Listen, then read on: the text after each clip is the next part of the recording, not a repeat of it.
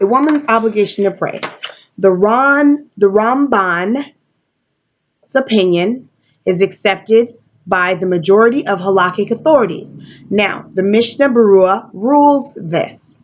No one should ever be discouraging someone not to pray. That is a no-no. We don't do that.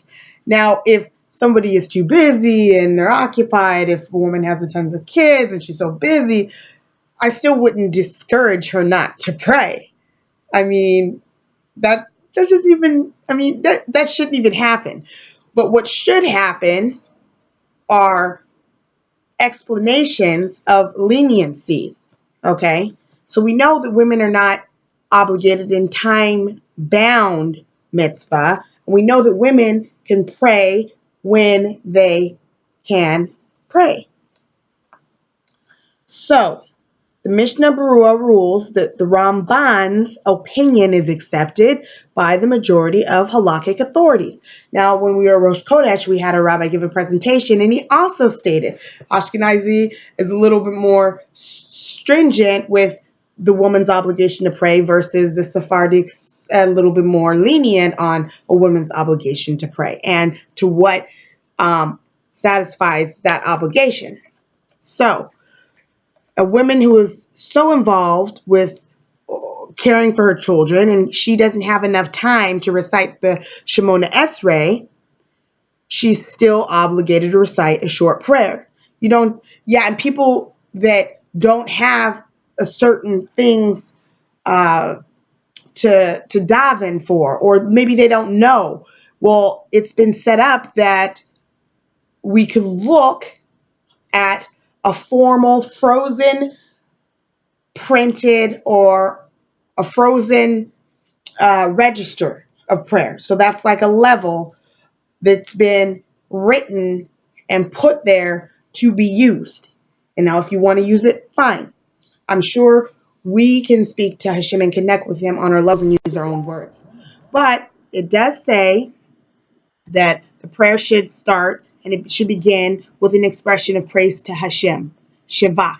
And it says that it should be followed by a personal request, Bakasha, and words of thanksgiving, Hoda'ah. So we give those things to Hashem as supplications. And these are what women are allowed to do because they are not able to pray at certain specific times. So it says the Berakhoth HaShaker, the morning blessings, and it says Birkat HaTorah, blessings over the Torah, and it says these elements fulfill the requirement of short prayer. And it also says if a woman has additional time, she should add the following prayers. And she should add those prayers and prioritize those things that she could do with that additional time if it was available to her. And it states that the Shemona Esrei should be next. If there's time to do it, then we can endeavor to do that, okay? And it says the first verse of the Shema, together with the line, Baruch Shem Kavo Malchuto Le'olam Wa'ed. It says that that's what you can do.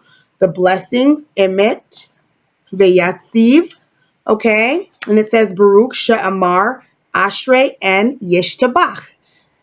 These are the list of priority that's listed here in this book. It says Berakhoth HaShaker, Birkat HaTorah, and the two passages that follow, May Hashem bless you and keep you, and the Mishnaic section that begins with these are the things which have no fixed measure. The two blessings which precede Shema, the entire Shema, the entire Pasuke de Zimra, the verse of praise.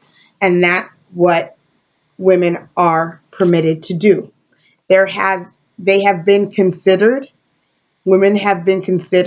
blessed be his holy name, that everything was arranged so that there could be compassion upon all these circumstances that surround us. Baruch Hashem.